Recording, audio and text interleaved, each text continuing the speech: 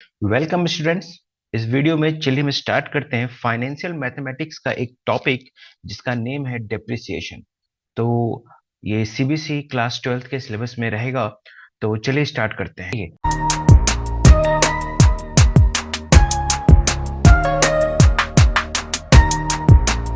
तो इस वीडियो में मैं आपको एमएल अग्रवाल के बुक का भी डिस्कशन करेंगे और सीबीएसई का जो स्टडी मटेरियल स्टूडेंट्स के लिए इशू किया गया है उसे भी हम लोग देखेंगे साथ ही साथ। ठीक है, तो सबसे पहले समझते हैं कि डेप्रिसिएशन क्या होता है, जो कि मैं एमएल अग्रवाल से डिस्कस कर रहा हूं। तो देखिए, डेप्रिसिएशन बेसिक मीनिंग क्या होता है डेप्रिसिएशन का।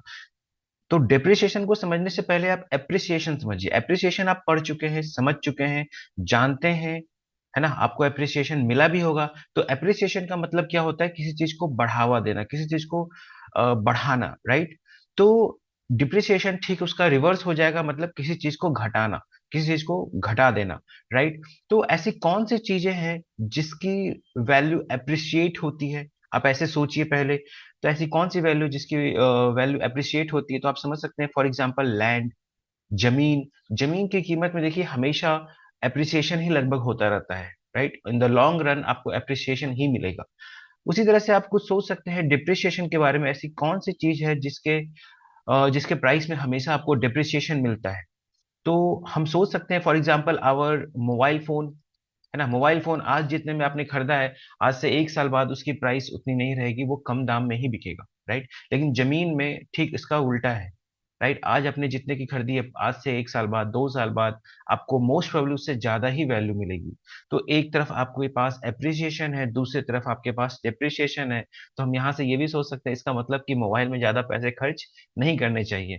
चलिए, तो क्योंकि उसकी वैल्यू आने वाले समय में कम ही होनी है।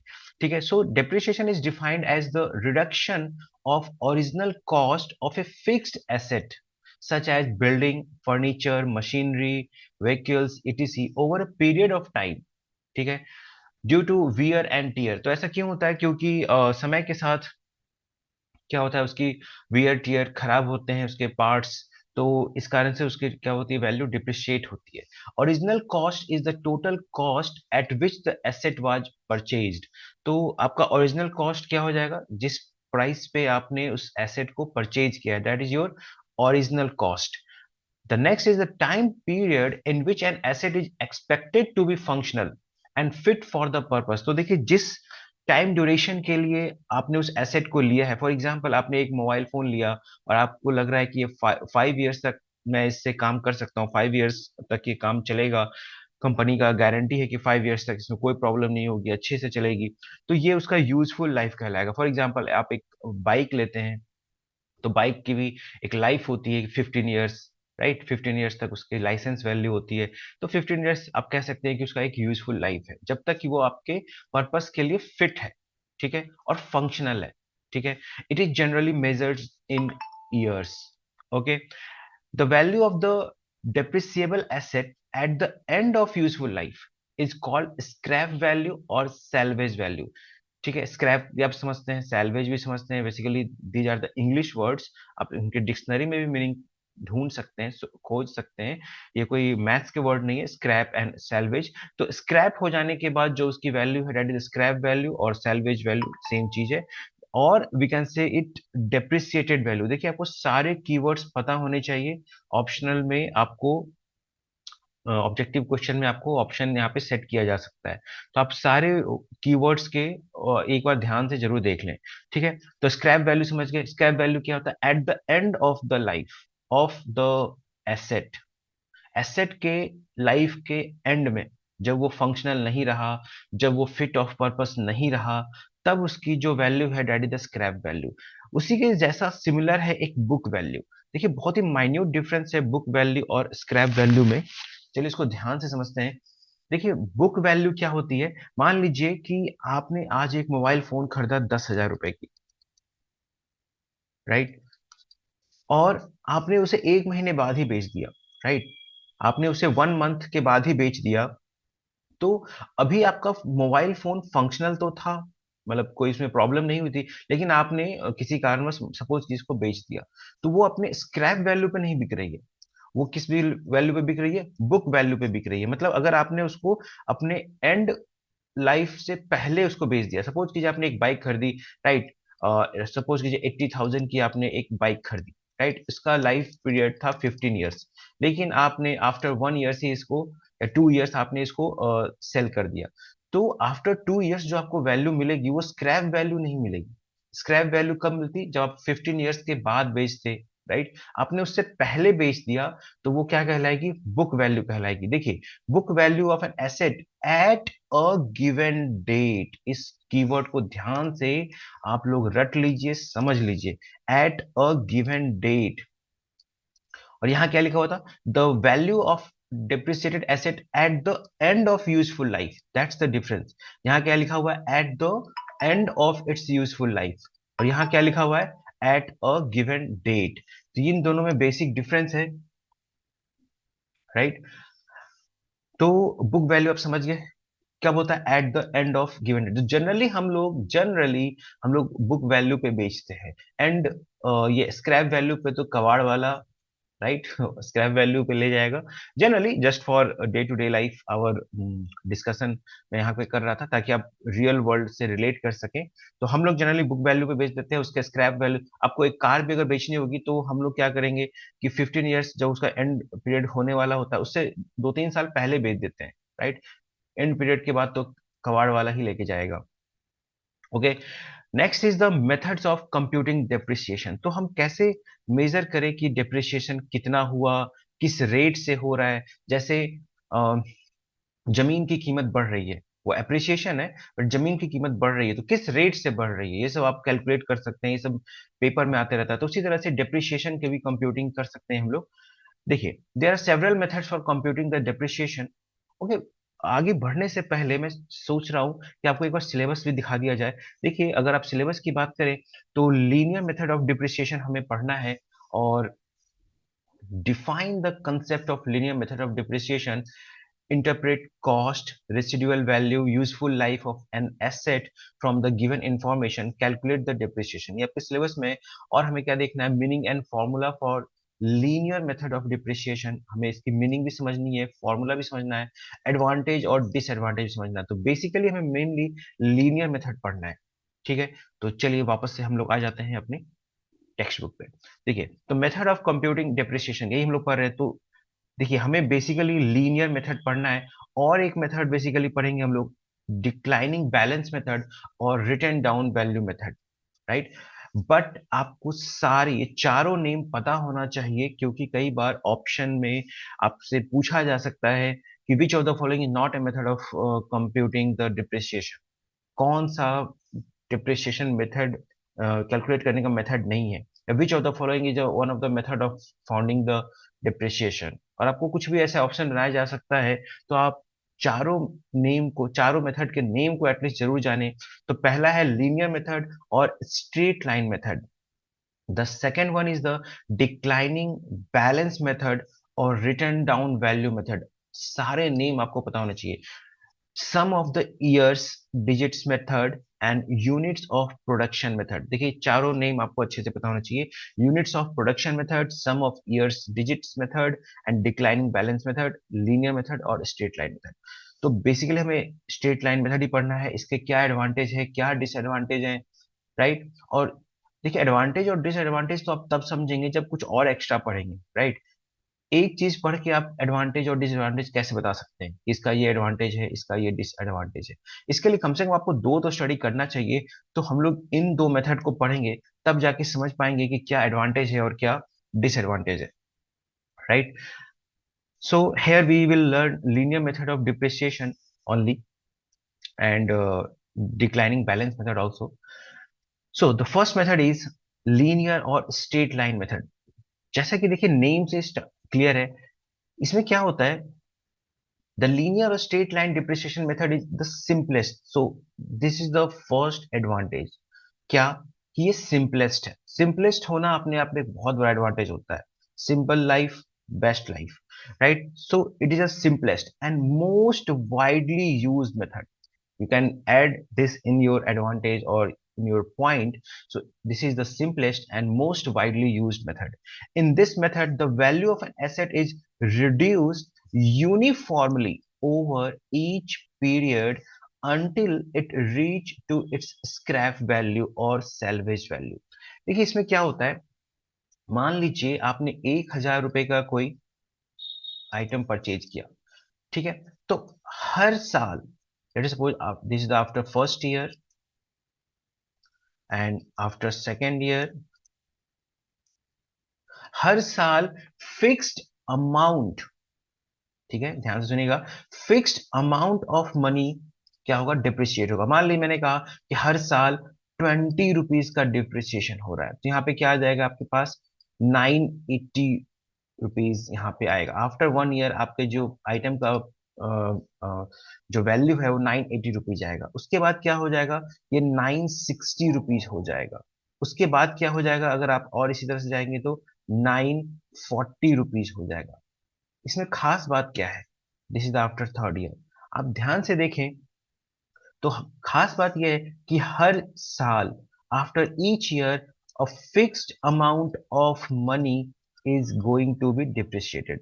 हर साल फिक्स्ड अमाउंट जो है वो डिप्रिशिएट हो रहा है, ठीक है, सिंपल है, इसमें कोई दिमाग नहीं लगना। हर साल 20 20 20 20 घटता जाएगा। कब तक ऐसा होता रहेगा, जब तक कि वो अपने स्क्रैप वैल्यू तक ना आ जाए, ठीक है। देखिए इसमें एक खास बात और समझते हैं। चलिए उस बात को समझने से पहले मैं एक चीज पूछना चाहता हूं। आपने अक्सर देखा होगा मॉल्स में एक ऑफर लगा रहता है, 50% प्लस 50% डिस्काउंट, 50% प्लस 50% डिस्काउंट। तो क्या आप ये बता सकते हैं कि 50% प्लस 50% डिस्काउंट का मीनिंग क्या होता है?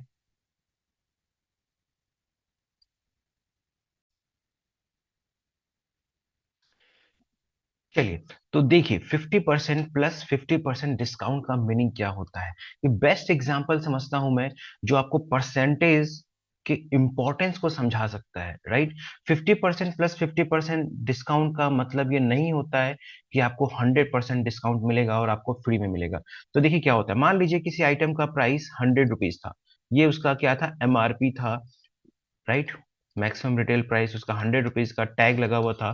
तो पहले क्या हुआ, आपको 50% का डिस्काउंट दिया गया, है ना।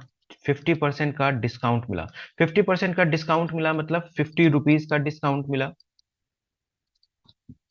क्योंकि ऑलरेडी 100 रुपीज ही मैंने माना हुआ है। तो इसका मतलब अभी जो आपको प्राइस देना पड़ेगा, तो वो 50 रुपीज देना पड़ेगा, right. 100 - 50, that is a 50, right. अब जो नेक्स्ट जो 50% का डिस्काउंट दिया जाएगा, वो अभी 50 रुपीज पे दिया जाएगा। तो अब आप जो डिस्काउंट निकालेंगे वो आप इस पे निकाले, तो 50 का 50% आपको निकालना होगा। तो क्या आ जाएगा, ये 25 रुपीज। मतलब अब जो आपको डिस्काउंट मिलेगा वो 25 रुपीज का मिलेगा। तो जो आपका फाइनल प्राइस जो आपको बचा, वो 50 - 25, तो कितना बचा, अभी भी आपको देखिए 25 रुपए तो देने ही पड़ेंगे। तो 50% प्लस 50% का मतलब 100% नहीं होता है। फर्क कहाँ आ गया, डिफरेंस कहाँ आ गया, कहाँ हम नहीं सोच पाए, जो एमबीए वाले सोच लेते हैं और ऐसे ऐसे एडवर्टीजमेंट बना देते हैं लोग, जिससे गुमराह हो जाते हैं। तो बेसिकली आप समझिए, परसेंटेज के लिए बेस बहुत इंपॉर्टेंट होता है। पहला जो 50% डिस्काउंट मिला वो 100 रुपीज पे मिला, नेक्स्ट जो 50% डिस्काउंट मिला वो ऑलरेडी रिड्यूस प्राइस पे मिला। तो आपको उतना डिस्काउंट नहीं मिलेगा, क्योंकि बेस प्राइस ही आपका क्या हो चुका है, रिड्यूस हो चुका है। तो परसेंटेज में बेस बहुत इंपॉर्टेंट होता है। आई होप कि आप परसेंटेज के इंपॉर्टेंस को समझे होंगे और परसेंटेज में बेस के इंपॉर्टेंस को समझे होंगे। तो देखिए जरा यहाँ पे, इसी बात को यहाँ पे समझिए। आप इस मेथड को और अगले वाले मेथड को यहीं से कंपेयर कर सकते हैं, ठीक है। इस मेथड में क्या हो रहा है, लीनियर मेथड में हर साल इक्वल अमाउंट रुपीज में, हर साल इक्वल अमाउंट डिडक्ट हो रहा है, या फिर कहे तो डेप्रिसिएट हो रहा है। बट अगर हम परसेंटेज की बात करें, अगर हम परसेंटेज की बात करें, तो क्या हर साल इक्वल परसेंट डिक्रीज हो रहा है? अगर हम परसेंटेज की बात करें तो क्या हर साल इक्वल परसेंट डिक्रीज हो रहा है? नहीं, हर साल इक्वल परसेंटेज डिक्रीज नहीं हो रहा है। अगर आप परसेंटेज निकालेंगे तो देखिए कैसे निकालेंगे। यहाँ पे कितने का डिक्रीज हुआ? 20 का। तो decrement upon original, this into 100। जब इस साल यहां से यहां जब डिक्रीज निकालेंगे तो 20/980 इंटू 100। जो आप यहां से यहां का डिक्रीमेंट निकालेंगे तो हो जाएगा 20/960 इंटू 100। तो आप देख सकते हैं सब कुछ फिक्स है, लेकिन बेस वैल्यू ही देखिए घटती जा रही है। आप देख सकते हैं बेस वैल्यू ही घटती जा रही है। तो अगर डिनोमिनेटर डिक्रीज हो रहा है तो परसेंटेज क्या हो रहा होगा? इंक्रीज हो रहा होगा।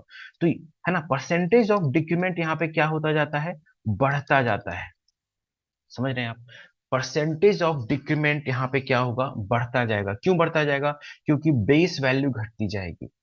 रुपीज में सेम घट रहा है, 20 रुपए आज भी घट रहे हैं, 20 रुपए अगले साल भी घट रहा होगा, लेकिन परसेंटेज ऑफ डिक्रीमेंट बढ़ता चला जाएगा।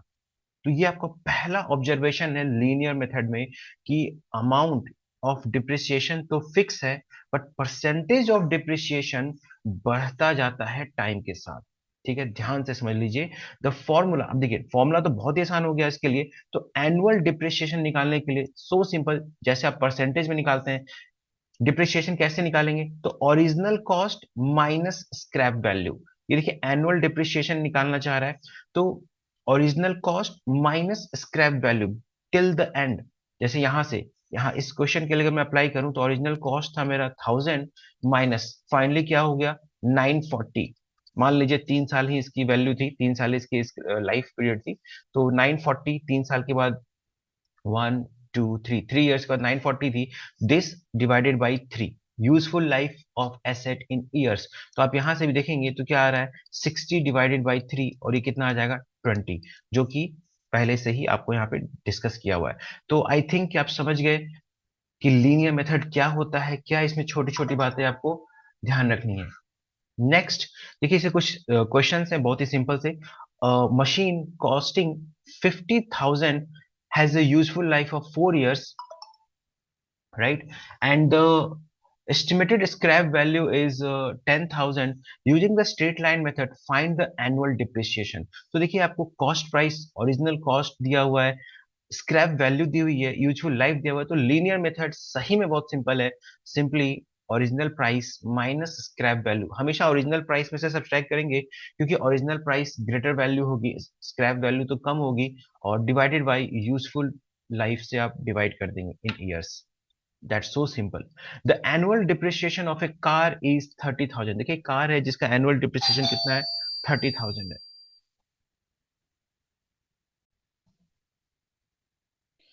And if the scrap value of the car after 15 years is 50,000, find the original cost of the car using the linear method. So देखिए हम फॉर्मूला वही लगाएंगे, एनुअल डिप्रिसिएशन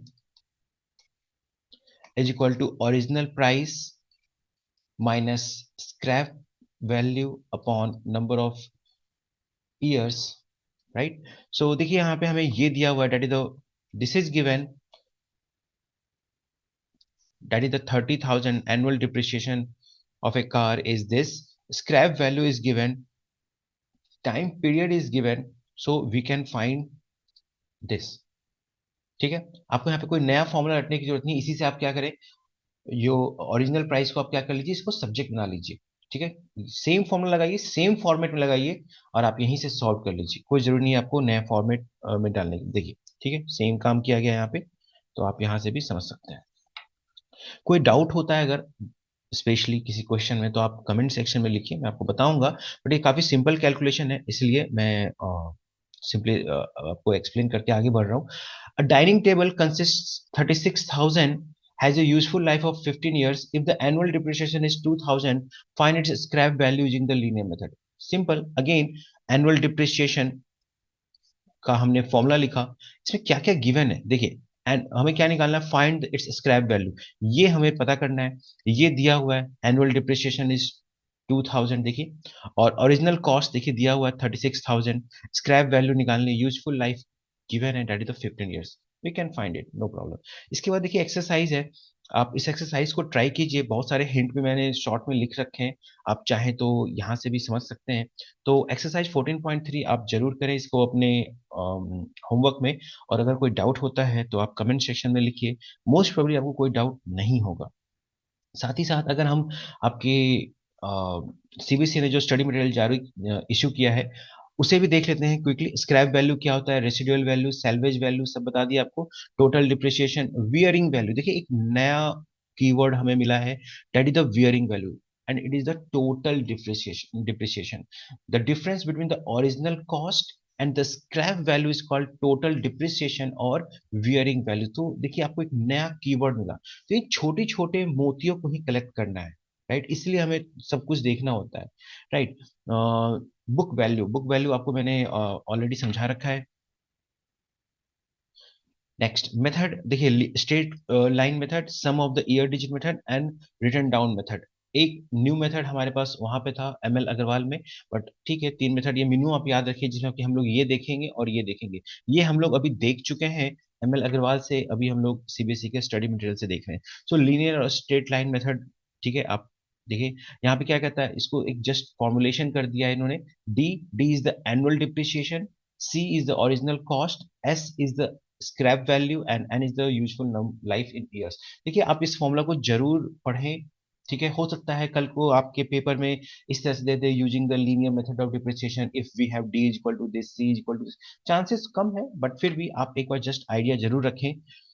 चलिए, अगर हम इसके क्वेश्चंस की बात करें तो देखिए, अगर आप इसके क्वेश्चंस में जाएंगे तो पहले ही क्वेश्चन में आपको कुछ डिफरेंस मिलेगा, कुछ न्यू मिलेगा। तो इसलिए कह रहा हूं आप इसके गो थ्रू जरूर हो। देखिए, तो on 1 April 2020 Ram purchase a machinery, 40,000 उसने मशीनरी परचेज की, और उसने और 5,000 स्पेंड किया उसके इरेक्शन पे, ठीक है। तो टोटल कॉस्ट कितना हो जाएगा इसका, 45,000 हो जाएगा, क्योंकि उसने 5,000 रुपये और लगाए हैं उसके इरेक्शन में। द एस्टिमेटेड लाइफ उसका जो था 10 ईयर्स था, और स्क्रैप वैल्यू 5,000 थी। तो ठीक है, एंड अकाउंटिंग ईयर कब से स्टार्ट हुआ है उसका, 31 मार्च। देखिए अकाउंटिंग ईयर क्या होता है, आई होप कि आपको पता होगा अकाउंटिंग ईयर क्या होता है। कोई बहुत ज्यादा डिफरेंस नहीं है, बट आपको पता होना चाहिए। अगर आपको नहीं पता है अकाउंटिंग ईयर क्या होता है, तो आप कमेंट सेक्शन में लिखिए, हम लोग उसे भी डिस्कस कर लेंगे। तो यहाँ पे सिंपल फॉर्मूला हमने लगाया, C-S/N, नो प्रॉब्लम, हम लोग इसको सॉल्व कर सकते हैं। सिमिलरली देखिए, सारे सिंपल क्वेश्चन है, इस मेथड में आपको कोई ज्यादा हेडेक लेने की जरूरत नहीं है, सिंपल सा फॉर्मूला है। और अच्छा देखिए, उसमें ये भी है कि आप इस तरह से एक डिप्रिसिएशन का टेबल या शेड्यूल बनाना जरूर सीख लीजिए, है ना। यहाँ पे कैसे लिखते हैं, year, annual depreciation, accumulated depreciation. मतलब देखिए लीनियर मेथड में क्या होगा, हर साल इक्वल अमाउंट ऑफ डिप्रिसिएशन होगा, देखिए हर साल इक्वल इक्वल इक्वल। लेकिन एक्यूमुलेटेड, एक्यूमुलेटेड मतलब उसको सम करते चलना है। तो पहले साल तो यही होगा, दूसरे साल में देखिए इन दोनों का सम आएगा, तीसरे साल इन तीनों का सम लिखेंगे, और चौथे साल में ये टोटल सम लिखेंगे, ठीक है। अब बुक वैल्यू, राइट, कि अगर हम पहले साल में ही अगर बेचे तो इतने में बिकेगा, सेकेंड साल अगर हम बेचे तो इतने में बिकेगा, थर्ड साल इतने। और ये हो गया स्क्रैप वैल्यू, देखिए सबसे लास्ट में and period of the life. तो बुक वैल्यू स्क्रैप वैल्यू के इक्वल हो सकती है, ध्यान से देखिए, बुक वैल्यू स्क्रैप वैल्यू के इक्वल हो सकती है। कब, जब वो आपके आपके लाइफ, जो भी मशीन का जो लाइफ है उसके लास्ट में, उसके एंड में अगर आप देखेंगे तो बुक वैल्यू स्क्रैप वैल्यू के इक्वल ही होती है। तो आप इन क्वेश्चंस को जरूर स्टडी कीजिए, ये आप यहाँ से क्वेश्चन देख सकते हैं और इसको आप जरूर सॉल्व कीजिए, ठीक है। तो ओके, ये तो आपका दूसरे मेथड का क्वेश्चन है, तो इसको भी हम लोग स्किप करेंगे, ये भी हम लोग नेक्स्ट वीडियो में देखेंगे। नेक्स्ट वीडियो में मैं आपको इसका एक ट्रिक भी बताऊंगा, राइटिंग डाउन मेथड के, तो मैं आपको ट्रिक भी बताऊंगा। हम लोग ट्रिक से बहुत जल्दी सॉल्व कर सकते हैं, बट वो हम लोग अगले वीडियो में देखेंगे। इस वीडियो में हम लोगों ने केवल लीनियर मेथड को ही कवर किया है, उसके एडवांटेज भी देखा, उसके डिसएडवांटेज देखेंगे, ठीक है। वो भी हम लोग अगले मेथड में कवर करेंगे, अगले वीडियो में कवर करेंगे, जब हम लोग ये रिड्यूसिंग बैलेंस मेथड को कवर करेंगे, ठीक है। तो तब तक के लिए आप इस टॉपिक को कवर करें, कंप्लीट करें। Thank you, thanks for watching.